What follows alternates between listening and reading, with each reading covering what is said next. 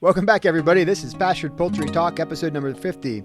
I'm your host, Mike Badger, and I'm excited today to bring you a special guest. His name's Grady Phelan. You know him from the first 30 episodes that we've recorded on Pastured Poultry Talk. Grady and I launched this podcast back in the spring of 2015 as a way to kind of inspire producers and just talk about pastured poultry in a podcast setting. We thought there was a real need for that, and I think we're being proved right about that.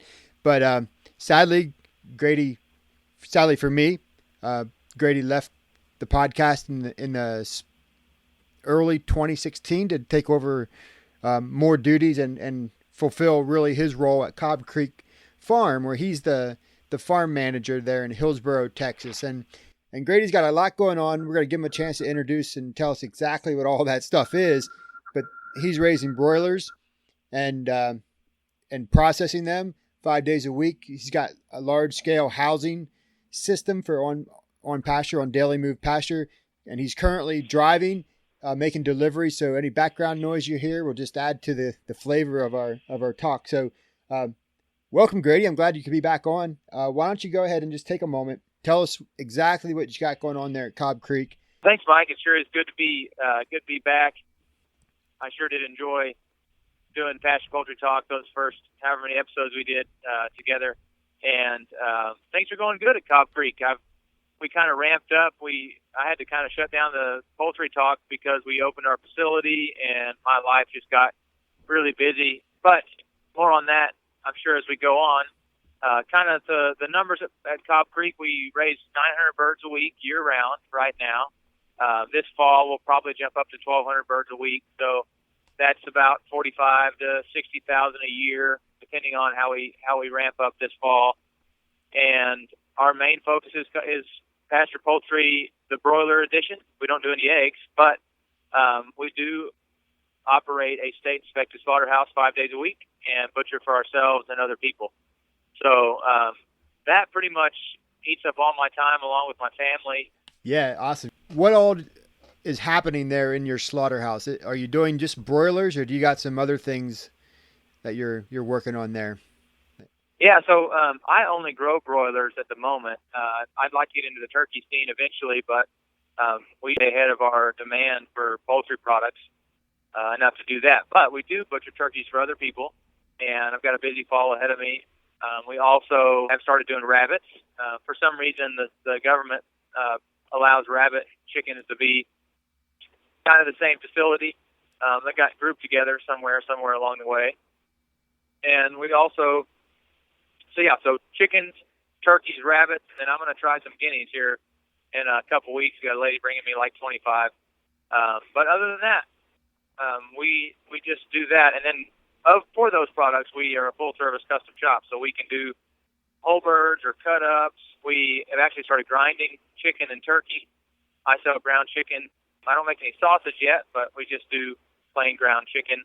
And then I do custom grinding for other people, too. So I had a guy bring me, 25, 30 turkeys the other day, and we ground up a good portion of them for him to sell 1-pound packages of ground turkeys. So your rabbits, then, because you're inspected by the state, then any rabbit that you process for your customers, they're allowed to put that into sales channels? They're allowed to sell that to restaurants, chefs? Yep. Yeah, anything.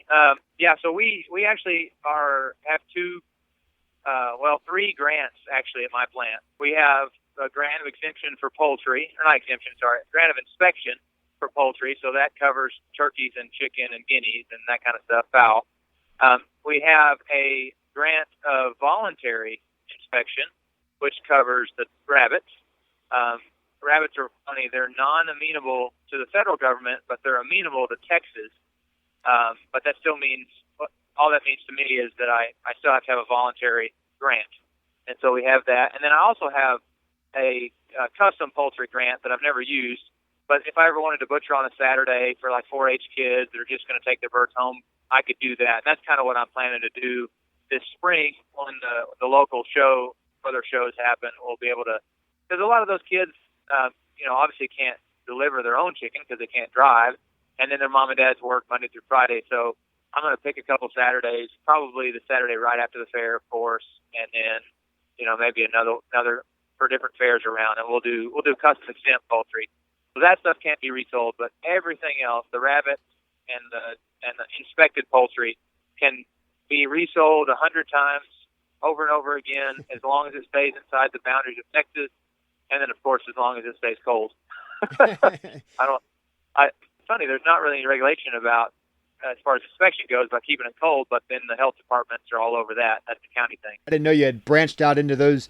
I think you're going to like the guineas when you get to them. Going to move on, and can you tell me, Grady, how do you use pastured poultry to bring revenue into Cobb Creek? And if you could just kind of put that in the poultry operation into context of how that fits into your overall farm. Yeah, so for me, pasture poultry is the centerpiece.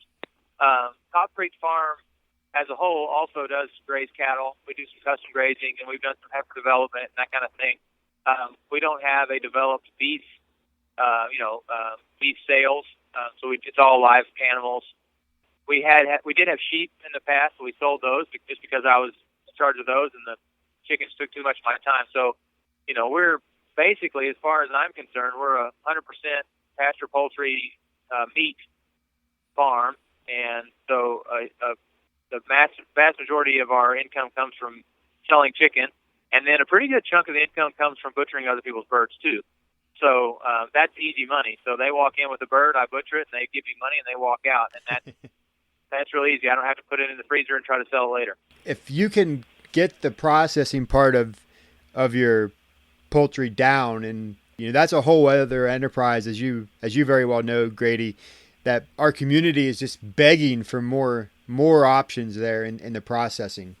Yeah, for sure. That we're one of, oh goodness, I think there's 3 state inspected facilities in the whole state of Texas, 27 million people, and there's 1 USDA facility. And so there's 4 facilities in the state of Texas that I know of that'll take small quantities of birds. Everybody else that butchers in Texas is like a Sanderson Farm, Tyson, Pilgrim Pride type facility, and you can't call them up, and bring them 100 birds. Right. They do 100 birds a minute. They do over 100 birds a minute, so they're not ready to handle that kind of client. Yeah, right. And just so everybody understands the terms that Grady's using, state inspected means the state of Texas is watching over those birds, and they're confined to within the borders of the state. USDA inspected, of course, being federally inspected, and those birds can enter commerce pretty much anywhere in the country. They can travel across state lines, which is the big difference there. I know you probably get a lot of people that come into your place that say you're USDA inspected, but that's technically not correct. Right. Yeah. A lot of people say that, or a lot of people also say words like organic, and they friends of mine say, "Oh yeah, he's got a USDA plant and he raises organic chicken," and I'm like, "Yeah, that's not at all true." For the layman who's not in the food world or in the they or free range is another one, Right. They don't quite understand all the terminology, so sometimes that's the only way they know how to communicate with their friends. Right. Yeah. But, no doubt. It is a confusing space out there. You're obviously got a lot going on right now at Cobb Creek. Things appear to be moving very well, but I want you to take us back to a point that you would characterize as your worst pastured poultry moment to date. What was that one thing that just kind of... Well, there's so many, Mike. I don't know where to begin. I've been raising birds for, almost 10 years. And there's a couple big moments that were terrible. But the one that I remember the most, and I was there on the farm and had to walk up and see it before anybody else, was probably when I was managing Polyface's rental farm called Briarmore. And we had, and some of you guys listening probably remember this from Joel's writing, but we had the derecho or Jericho, or it depends on where you're from, how you say that, but it's a Spanish word for straight, and it meant straight line winds. And we had like 90 mile an hour straight line winds at the farm. And so, short story, it blew in one night. We actually had friends over for dinner. They tried to go home and couldn't because of trees in the road, so they just came back and spent the night. And a tree in our front yard fell over. And that night, I was planning on catching baby chicks I say baby chicks, 3-week-old chicks to put out the pasture the next morning. And the storm was crazy, so I didn't get up there. It finally blew over, and about midnight, I went up there into the brooder and caught all the chicks, got them in crates, and left them in there like normal. And the next morning, I go up there to go load them up and to take them out. And I look out in the field, and half my shelters are gone, just gone. And my egg mobiles are sitting right there, too. And it looked like somebody used a big can opener and just filleted them open on the field. And there were hens everywhere, broilers everywhere, dead broilers, lots of dead hens. I don't remember, the numbers on death loss. I think I forget that on purpose. Right. It wasn't crazy. It wasn't like 50% or anything, but it was probably 20%. It was a big number. And so I went out there and just caught all the broilers I could find and put them in pens that I had. And then, I collected eggs out of the nest boxes on their side for a couple of days. I didn't really lay in them very good. Right. But the beauty of being at Polyface is the giant workforce. And so it took them a couple of days, but the crew at Polyface, all the interns came over, and within like 3 hours, they had my egg mobiles put back together. I say 3 hours. It was probably all day long. They put my egg mobiles back together, got them going again, and they had built new shelters for me to use and brought those over for me. So it was crazy, but we made it through there, and it kind of shows the necessity for friends and farming together. A lot of times as farmers, we find ourselves alone, and it's not necessarily our choice. Sometimes there's nobody around to befriend, but if you're a farmer and you've got neighbors that you haven't met yet, go meet them, because you might need them one day and they might need you. Yeah, that's right. That Polyface team came over and helped you. That's really one of the things I try to promote, getting to know people and just knowing your other producers, so that at least you have somebody to call or somebody that you can form some relationships with. Because I think if you would have had to manage that all on your own, that might have been a much tougher situation. Yeah, it would have been pretty terrible. One more question here in this line of thought. If you had to think about your biggest weakness as a producer, what would that be? Probably, believe it or not, my biggest weakness is probably lack of knowledge in the area of poultry nutrition and health. I'm really good at systems and, logistics and strategies, but when I walk into a brooder and look at some chicks, I know something's wrong, but it takes me a while to figure it out, and I always have to call Jeff Maddox or Casey at Fertrell, or I get on the APA forum, which is wonderful. So I don't know if it's necessarily a weakness that can't be overcome because of the APA forum and because of resources like Fertrell and their nutritionists there, but it's definitely not something that, well, put it this way, when somebody calls me and asks me questions about health, I always tell them, I'm not really sure. Or they ask me, what should I feed my chickens? I always tell them, well, don't ask me. There's lots of other people that know a whole lot more about it than me. But that being said, that, I get better and better at that. Definitely being the manager of a slaughterhouse and seeing birds of all different kinds on all kinds of feed, I learn a lot about nutrition because I get to look at birds that are really awesome, and I get to look at birds that are really terrible, and then I get to ask the producer, okay, tell me about how you raised them, tell me about what you fed them. And so probably in another 5 years I'll be fantastic at nutrition, but right now I really rely heavily on Jeff and Fertrell and the APA forum. So interestingly enough, when you talk about your weaknesses, most people who are successful in any given business or enterprise or activity, they're self-aware enough to know, where they need the help the most, and that's kind of calling a friend, and Jeff's a good friend to call. But so if we flip that around, then what would you say is your biggest strength? Probably the best thing that I do is see patterns, and I'm pretty good at engineering and construction, and pretty good at solving problems. logistics stuff. So anything that has to do with manpower or construction thought or, some kind of system, I can build a great system. Sometimes another one of my weaknesses is I don't always like to keep those systems going in motion. I like to be creative and move on to something else. So I have to keep myself at the task at hand a lot. But, I notice myself when I'm talking to people about, what's going on and their troubles, a lot of times I'll see something that they haven't really thought of. They'll be telling me about a problem, and I'll ask them a question, and they'll go, "Oh no!" And I said, "Well, here's the pattern. Do you see this?" "No, I didn't see that." So,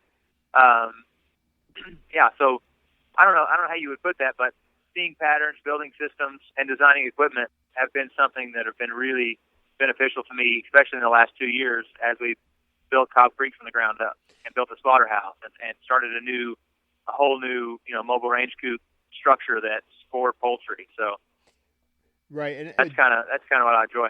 Yeah, and I would just say that that's not really all that surprising because you're currently scaling to go in somewhere around the 45 to 60,000 broilers a year, and you can't really do that efficiently, which is really the kind of some of the things that you just described there, without being able to solve problems, work on those logistics, as you said, and just generally get a system in place to manage that. Yeah.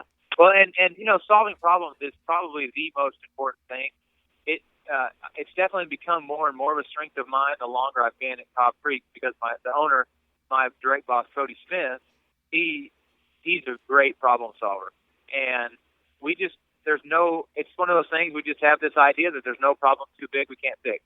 If we just work on it, think hard enough, keep your head down, keep moving, keep working, and as long as you don't get bogged down in the problem itself and you just start looking for solutions, you'll be okay. Because the reality is, all business is solving problems.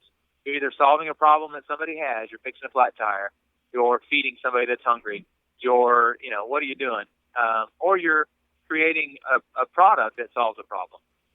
And so, that's not necessarily my strongest strength, but it's becoming more of one the longer I've worked for Cody, the longer I've, done this large scale pasture poultry. Because believe it or not, problems happen every day. Yeah, and I love that mindset that no problem is too big. Given that you're solving problems every day, what's been the most valuable innovation or improvement in your pasture poultry business? Yeah, so hands down, the mobile range coop. Not my original idea as far as the design of a large-scale pasture poultry system, but definitely gathered some ideas from other folks and worked with Polytex to come up with our design that we sell. There's a couple of different designs out there too, but just having a larger quantity of birds in one area and shortening chore time, but still allowing for the principles of pasture poultry to be just robust and right there in the middle of everything is huge. And I used to tout that you could service one mobile range coop, which holds 600 birds. I used to say you could do it in 10 minutes or less. Well, that's what I used to be able to do. And now my crew, who are very efficient and effective at chores, decided that they were going to start putting two together and running two at a time. And so they moved the first one, then they pull the second one up, and then they feed and check water and stuff. And they can do two men, or it's actually a man and a woman, can do chores for two mobile range coops in 15 minutes or less. So they took my 20 minutes and cut 5 minutes off of it. And so it's so big because we can do the other day we had 3 people on chores on Labor Day. I said, hey, everybody show up. We're going to knock out chores. We're going to go and enjoy Labor Day. Right. And we did 10 mobile range coops in an hour and 10 minutes. Wow. And so 70 minutes. So we did 7 minutes a coop. And it was, and we weren't like running around and being crazy. We were just real efficient with every step, and being able to move 600 birds at one time is phenomenal. It's great, and it's easier on your body. I mean, I still have some 12 by 12s that are 4 feet tall. I call them Texas Edition field shelters, and I would never tell anybody not to start there because that's where you should start. But I'm only 31 and I'm in pretty good shape, but still pulling those things. I've got three of them. That I have some laying hens from my own house in. I imagine when I used to pull 24 of them by myself, I was in really good shape. But as far as making stuff more efficient and easier on your body, the mobile range coop does a lot of that. So it's my favorite thing. Yeah, and I'm glad. Part of what I like about having you on early on in these questions, or in this new format that we're doing with the podcast, is I don't necessarily want to talk to everybody who's raising 40,000 birds, but I want to demonstrate that it's possible. And what you said here in just the last minute or two can't be emphasized enough, that you're moving 6,000 birds in just over an hour's time. Right. When you slice it up, that is, compared to what you do individually with the smaller square pens, is huge. That's a huge shift in perspective and thinking, and I want to make sure I'm emphasizing it because personally I see a lot of banter out there where people are real sour on the potential of pastured poultry, and they're not plugged into professional groups like APA, so they miss a lot of this stuff, which is part of the issue. There's a new direction happening in pastured poultry, and Grady just illustrated it with his mobile range coop. And as he said, he's not the only one. There's others, and there's people building their own variants of that. So it's really pretty cool. Yeah. Well, something just to point that out in numbers, Mike. The labor for one chicken, if I pay somebody $10 an hour to do that work, is 50 cents per chicken. And that's the labor for the lifetime of the chicken. And that includes catching every time we catch. And it's 50 cents. That's field labor. Now, of course, there's some more labor in the slaughterhouse, but I treat that like its own entity. So I charge myself what I charge other people to slaughter birds. So the field labor for our system is 50 cents a bird.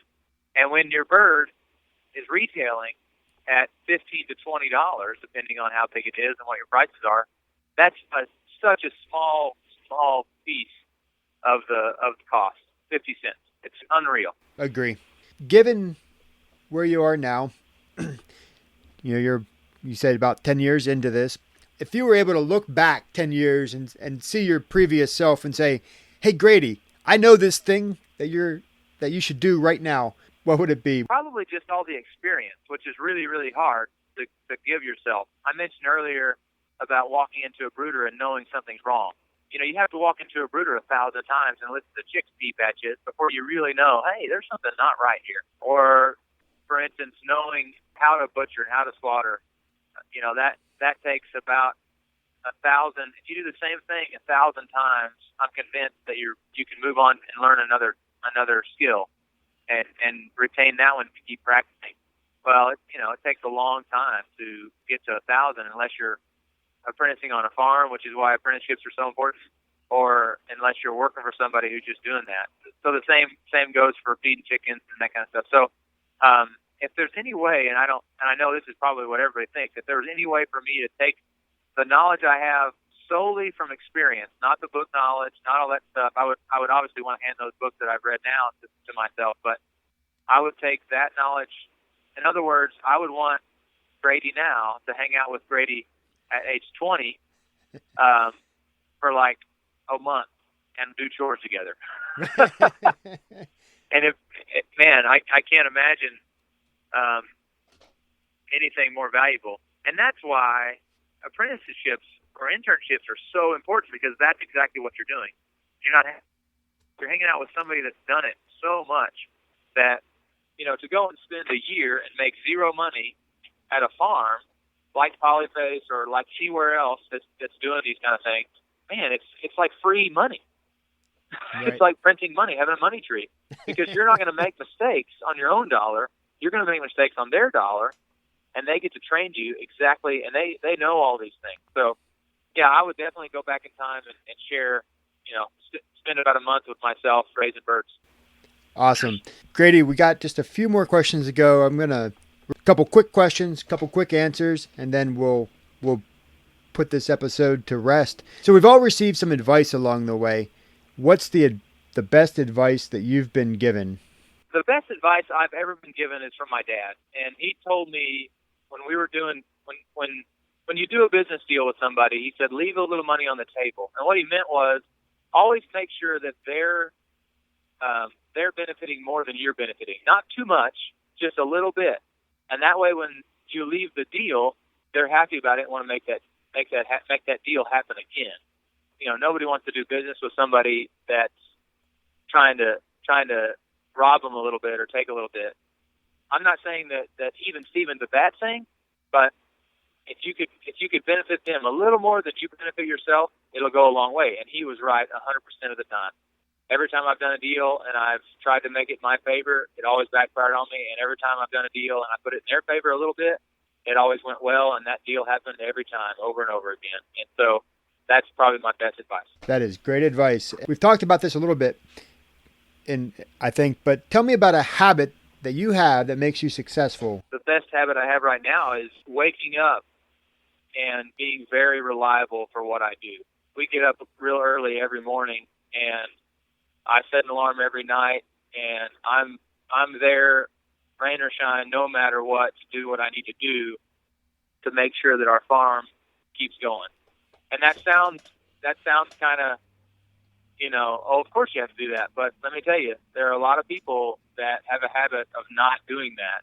And it's really, really hard on their business and really, really hard on their relationships with their employees and with their managers and that kind of thing. So for me, the one thing that I think about every night before I go to bed is, okay, tomorrow's a new day. You need to get up and you need to perform as expected to those around you. And the flip of that coin is I don't get angry at people that don't perform as I expect them to perform either, because we're all human and we all fail at some point. And so having grace and waking up and going are super important in my life. Can you recommend a book or a resource that our listeners should check out? Oh, if you're raising pasture poultry, there are a bunch of books. We talked about feed nutrition and how I'm not very good at that. Well, Jeff Maddox wrote a book and he's got a new edition out. And Mike, do you know the exact name of his book? It's Pastured Poultry, Feeding and Management is the new title. Yeah. So that's a big one for people raising pasture poultry. And an oldie, but definitely the place to start is Pasture Poultry Profits with Joel Salatin. For those who are not familiar, like I said, things have changed. It's an older book. It's got some age on it, but the principles are there. If you've never thought about raising birds for profit on pasture and butchering them, you need to start right there. Read that book, and then join APA. You'll go a long way. I'm going to challenge you a little bit. Let's pretend that I plopped you down on a farm tomorrow. I gave you $500 for your pocket. You have all your experience and knowledge that you do right now, but you basically are starting from nothing. I want you to describe how you take your $500 and turn it into a profitable pastured poultry business. Oh man, so $500. The first thing I would do is marketing and do some research and figure out who my client's going to be. What am I in a location where I'm going to do wholesale restaurants? Am I in a location that has really awesome farmers markets and I want to be there? Am I in a place that's flooded with chicken at the farmers market, so I need to do something different? Is home delivery a big option? So I'm going to sit down and I'm going to spend money and buy a website, build a website, or hire somebody to do that. $500, you can't hire anybody. You're going to have to do that on your own. And then I'll probably start some kind of CSA. $500 can go a long way, and especially if you've got some scrap lumber, or some friends, or some family that you can use their land and that kind of stuff. But instead, I think I would reach out and say, hey, this is what I've done. This is what I want to do. There's a better way. Do you want me to raise your poultry for you? And get people signed up and sell them a share and get that going. And I have friends that do CSAs, and they're awesome. They obviously the cash flow is really good because you get your money up front, and the client is on board. The customers, really wants to help you out, wants you to succeed, and they're going to want to come see the farm. They're going to want to come see the chickens, And they're going to be what I call a top-tier customer. They're going to be the ones that are going to buy your chicken, rain or shine, 60 miles, 10 miles, doesn't matter how far they have to go. But they understand why your product is so much better than anybody else's. And so I would spend that $500 finding those people is what I would do. Great answer. So that's all the questions that I have. I just want to, well, I guess one more, I lied. So where can people learn more about you? Okay, yeah. So the farm I run is Cobb Creek Farm. So it's COBBCREEKFARM.com. And that'll give you some information about the farm in general, what we do. It'll give you some contact information for us. You can also look me up directly at GradyPhelan.com. So GRADY, P is in Paul, HELAN.com. And that's just got that's just a landing page for you to find my email and phone number and all kinds of stuff. I do food safety consulting and farm consulting and speaking, and occasionally I do a podcast, when Mike interviews me. So those are the best ways to get a hold of me. And then email is really good. But if you're a phone person, give me a call, leave me a message, and I'll try to get back to you. Yeah, great, Grady. And, thank you so much for coming on here, chatting with me, for really fitting in on what I think is a milestone episode at number 50. I sincerely appreciate it. It's been great. It's been a nice chat. Hey, that'll wrap us for this episode. Thanks for listening. Don't forget to check us out on the web. Our home is at pasturedpoultrytalk.com. pasturedpoultrytalk.com. Never miss another episode again. Go there, find out how. Till next time, thank you.